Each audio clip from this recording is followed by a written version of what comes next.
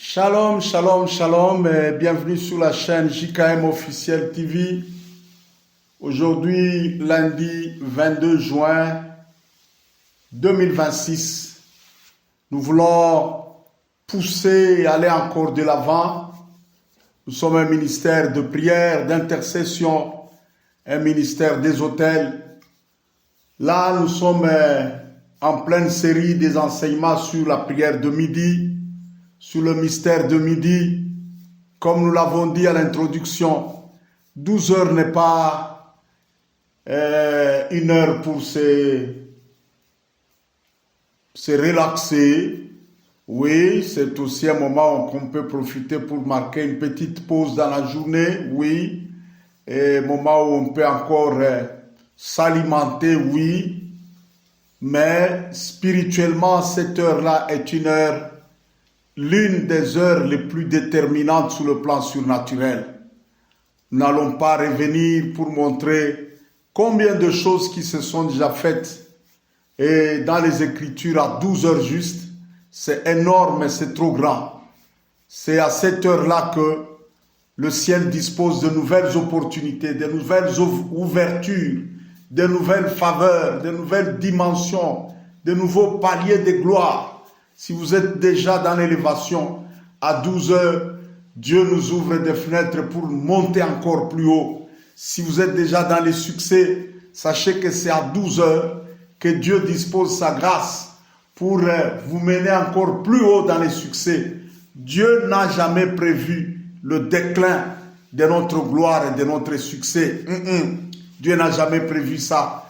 La parole de Dieu déclare que le chemin du juste ressemble comme à une lumière resplendissante dont l'éclat ira toujours croissant jusqu'à midi. Après midi, le soleil commence à décliner. Mais le schéma, la courbe de notre gloire, selon la parole, c'est une courbe dont la lumière ira toujours croissante jusqu'au plein jour. Ça veut dire quoi? Quand nous arrivons à midi, au lieu que notre gloire commence à décliner, Dieu déclenche et Dieu ouvre de nouvelles portes. Dieu ouvre de nouvelles fenêtres. Dieu ouvre de nouvelles révélations et quelque chose de nouveau, quelque chose de plus haut et de plus grand redémarre encore.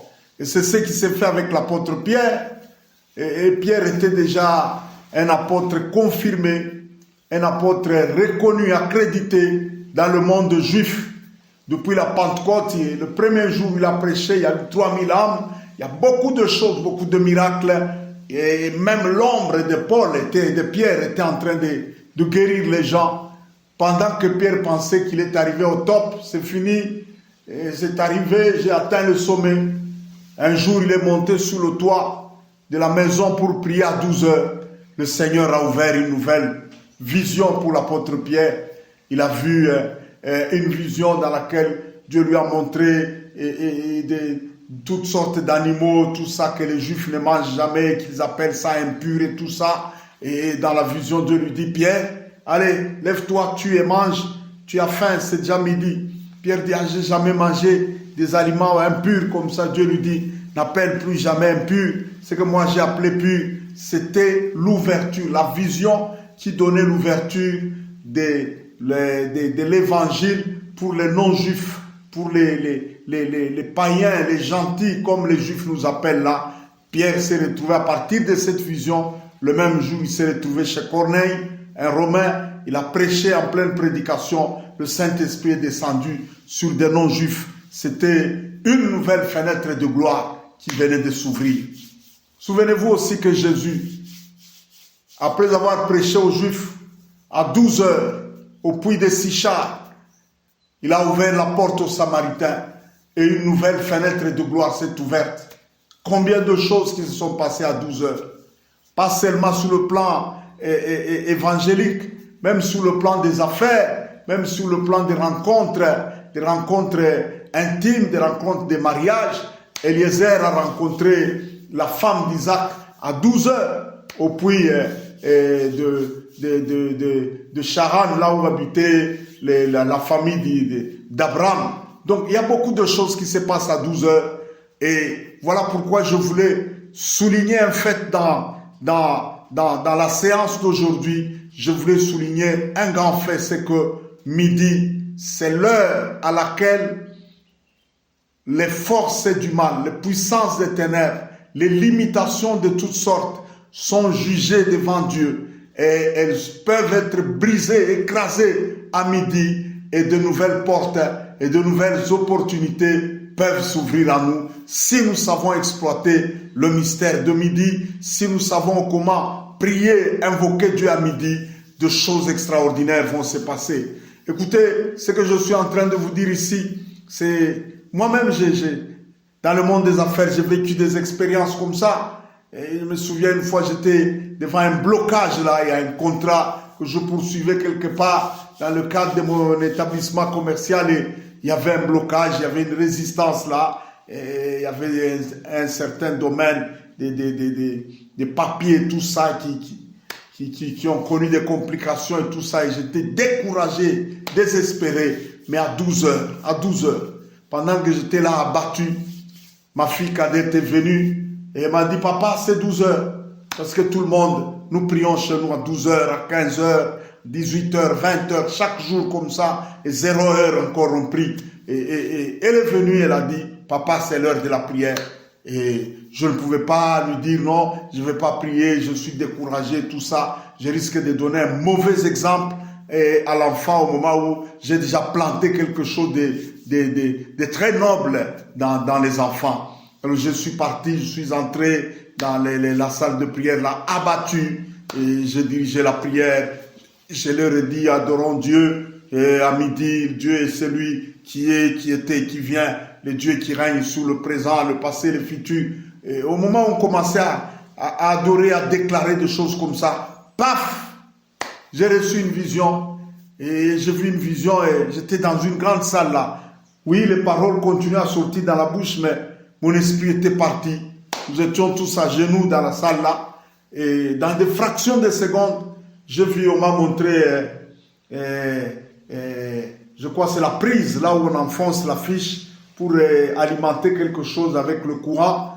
On m'a montré une prise là, mais la prise semblait être étouffée et c'était difficile d'enfoncer la fiche là-dedans et alimenter un appareil avec le courant.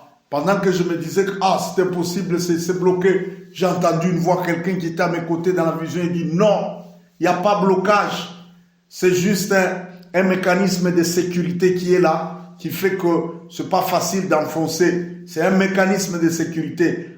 Force, insiste, ça va passer. Et paf, je me suis retrouvé que c'était une vision, je suis revenu à moi-même, on a fini la prière, et là je suis rentré dans mon bureau calme, là j'ai dit, ben Seigneur, qu'est-ce que tu es en train de me dire là? Et finalement, l'intelligence est venue. Le Saint-Esprit m'a dit, il n'y a pas de blocage là-bas. Dis à tes collaborateurs là, à l'équipe qui est chargée des affaires extérieures là, qu'ils rentrent à l'entreprise là, qu'ils contactent juste la personne qui avait résisté là. Montre-lui ça, ça, ça. Dites ça, ça, ça. Et puis présentez-lui tel aspect là. Et ils ont suivi ce que j'ai dit là. Dans les 2-3 jours qui venaient là, la situation s'est débloquée et les choses ont continué à merveille. C'était à 12 heures que j'ai reçu ça. 12 heures. Donc, ne soyez pas... Je parle à ceux qui traversent des moments difficiles. Je parle à ceux qui ont des complications, des blocages. Je parle à ceux qui ont des situations sans issue, que ce soit sur le plan de la vie conjugale, que ce soit sur le plan, je ne sais pas moi, des relations de mariage, que ce soit dans les affaires, quel que soit le domaine dans lequel vous êtes en train de faire face à des résistances, calmez-vous.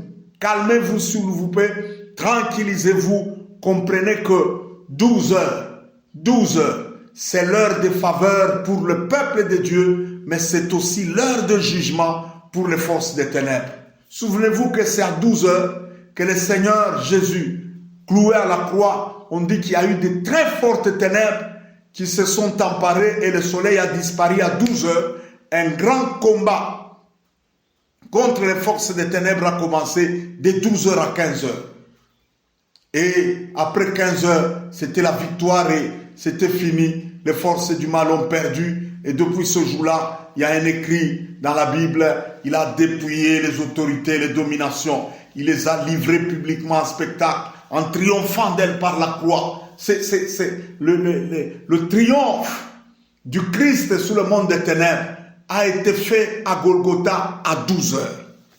Est-ce que vous savez que c'est à 12 heures? Il y a des paroles que vous pouvez prononcer à 12 heures et les forces des ténèbres qui vous résistent là rencontrent la confusion. Elles tombent dans l'obscurité, elles se mettent à tâtonner en plein midi. C'est Job qui dit ce mystère-là. Il dit nos ennemis, nos adversaires, ceux qui s'opposent à nous, ils rencontrent les ténèbres en plein midi et ils tâtonnent à midi comme si c'était dans l'obscurité la plus totale. Donc il y a deux choses à déclarer. Il y a deux choses à dire même au soleil à 12 heures. Il y a deux choses à dire au soleil et le soleil devient tellement brûlant que pendant que sa chaleur se déploie partout là, elle commence à brûler, à détruire, à consumer les limitations, les malédictions. C'est à 12 heures que vous pouvez revendiquer la victoire de Golgotha. Le sang de Jésus a déjà coulé pour nous. C'est quelle malédiction qui peut rester, perdurer dans ta vie pendant que toi tu es déjà racheté par le sang de Jésus? Non, non, non et non et non. À 12 heures, nous avons le droit de déclarer que les soleils deviennent tellement chauffants que tout autel maléfique dressé contre toi, contre moi, que ces autels-là, le feu de Dieu les brûle et les consume, en sorte qu'il ne reste plus aucune plateforme qui va persister, perdurer et continuer encore à travailler pour bloquer, étouffer nos vies, nos familles, nos affaires. Et même par rapport à notre pays, par rapport à nos nations là, oui, sachez que les satanistes, les occultistes, la plupart de ceux qui nous dirigent, ils sont dans des loges mystiques là, à 12 heures, pendant que vous déambulez partout, vous cherchez juste à manger, à boire là, et ils se concentrent dans des loges, dans des temples mystiques là, ils font des histoires à 12 heures. Mais si nous pouvons aussi capitaliser cette heure-là, en déclarant des choses à 12 heures, un changement va s'opérer. Un changement va s'opérer. Écoute, pratique ce que je te dis ici. Pendant que je parle, je suis en train de voir les chiffres 12. Écoute, pratique ce que je te dis ici. 12 heures juste. Pratique ça. Et fais ça pendant 12 jours. Fais ça pendant 12 jours. Tu vas voir quelque chose va se faire dans ta vie. Tu vas rendre témoignage. Tu vas me contacter. Je vais laisser sur la miniature ici, il y a le numéro WhatsApp. Tu vas me contacter, tu vas témoigner. Tu es bloqué, des fiançailles qui ne font qu'échouer, tout ça. Pratique ça. Commence à déclarer. Je vais te laisser un modèle complet dans la description. Je vais laisser un modèle complet de la prière de midi. Pratique ça sans arrêt. Fais au moins 12 jours.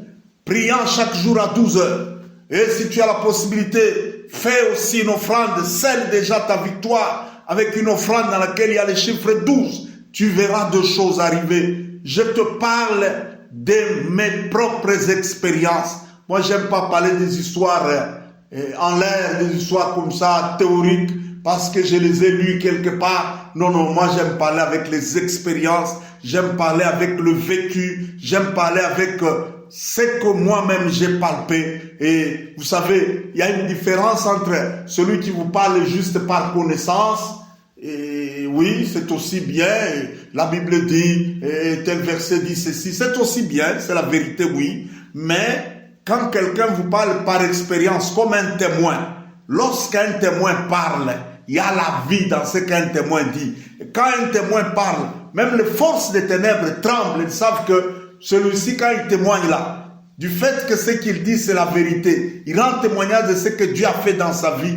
Le Saint-Esprit est derrière, le Saint-Esprit va sceller, le Saint-Esprit va confirmer ce que je dis là, avec des signes de prodiges et de miracles. Oui, je te dis ceci, dans les 12 jours qui viennent, applique ce que je te dis là, ce sera le début de ta délivrance, une nouvelle page va commencer dans ta vie. Oui, d'ailleurs, je le déclare déjà, dans les 2 semaines qui viennent ici, applique ce que je te dis ici, et chaque jour à 12 heures, prie, chaque jour à 12 heures, parle à Dieu. Lorsque tu commences à parler à Dieu comme ça, Enlève cet esprit-là de découragement. Enlève cet esprit de désespoir-là. Enlève cet esprit, oh, j'ai déjà 35 ans, 38 ans, 40 ans, je ne sais pas s'il y aura encore quelqu'un pour m'épouser. La personne est là, confirme ça, la personne est là, et appelle cette personne à 12 heures là pour dire, Seigneur, que la connexion s'établisse entre l'homme de ma vie et moi-même, ou entre la femme de ma vie et moi-même, que la connexion s'établisse entre mes contrats d'affaires, mes opportunités d'affaires, que les portes de faveur s'ouvrent à cause du sang de Jésus, à cause de celui qui avait été crucifié à Golgotha. À partir de 12 heures jusqu'à 15 heures, je revendique l'ouverture de mes portes. Je revendique le brisement de toutes les chaînes.